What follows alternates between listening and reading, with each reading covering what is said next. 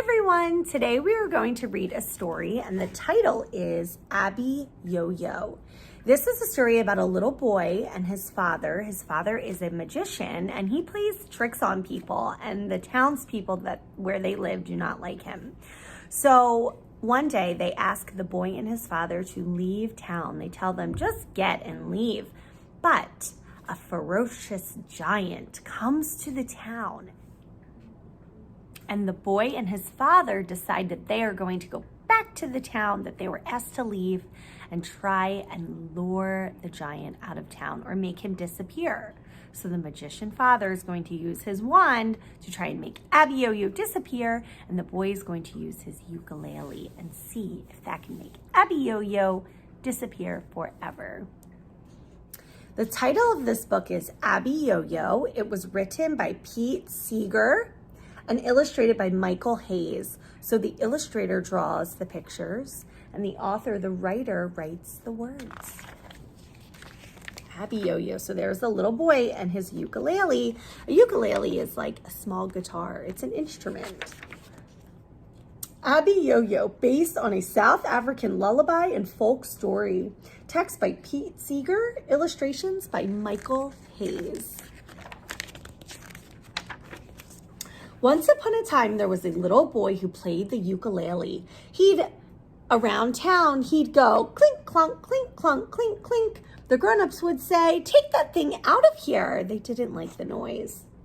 Not only that, the boy's father got in trouble. The boy's father was a magician. He had a magic wand and he'd go zoop, zoop and make things disappear. But he played too many tricks on people. He'd come up to someone about to drink a nice cold glass of something and zoop, the glass disappears. Someone doing a hard job of work, zit, zit, zit, up comes the father with his magic wand, zoop, no saw. He'd come up to someone about to sit down after a hard day's work and zoop, no chair. How do you think these people feel? Look at his face. I bet they're not happy. People said to the father, you get out of here too. Take your magic wand and your tricks and you and your son just get. So that means just go. The boy and his father were ostracized. That means they made him live on the edge of town. So they did not like the boy and his father. Now in this town, they used to tell stories. The old people used to tell stories about the giants that lived in the old days.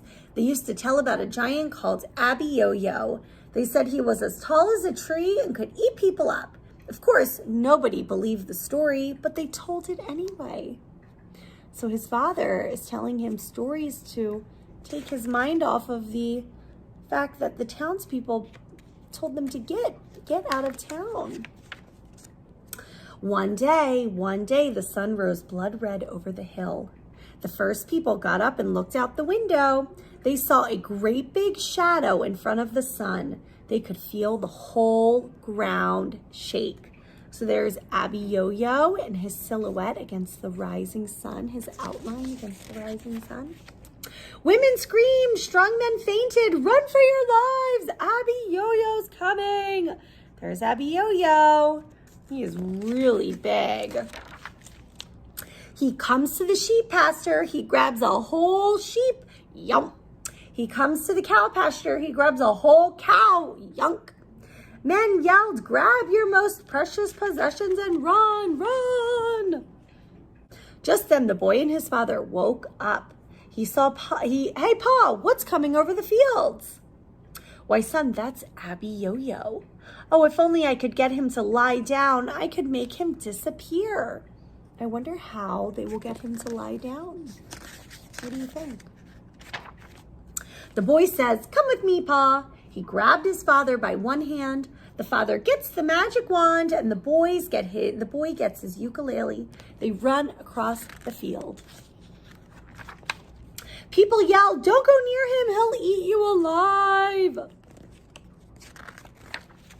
There was Abby Yo-Yo. He had long fingernails because he never cut them. He had slobbery teeth because he didn't brush them. Stinking feet because he didn't wash them.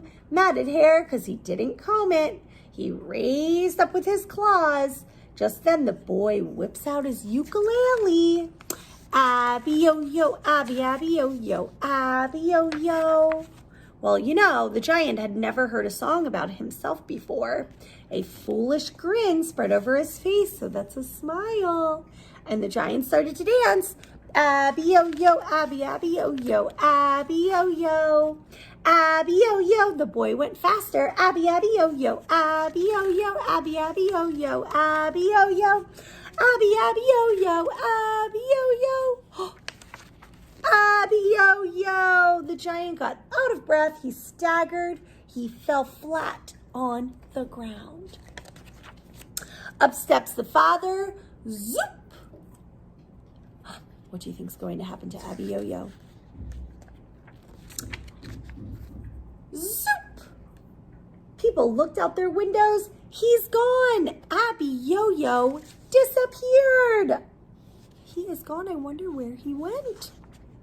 The people ran across the fields. They lifted the boy and his father up on their shoulders. They say, "Come back to town. Bring your ukulele. We don't care anymore." And they all sang, Abby-yo-yo, Abby, Abby-yo-yo, Abby-yo-yo, Abby-yo-yo. Abby-yo-yo, Abby, Abby-yo-yo, Abby-yo-yo, Abby-yo-yo. So now that we're all done reading Abby-yo-yo, I have some questions for you that I want you to think about.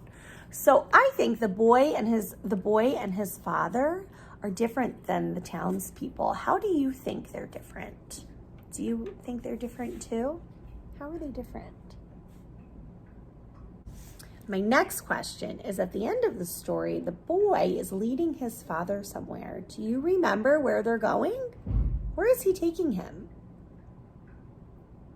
I wonder if the people in the town were surprised that the boy and his father knew how to get rid of the giant Abby-yo-yo.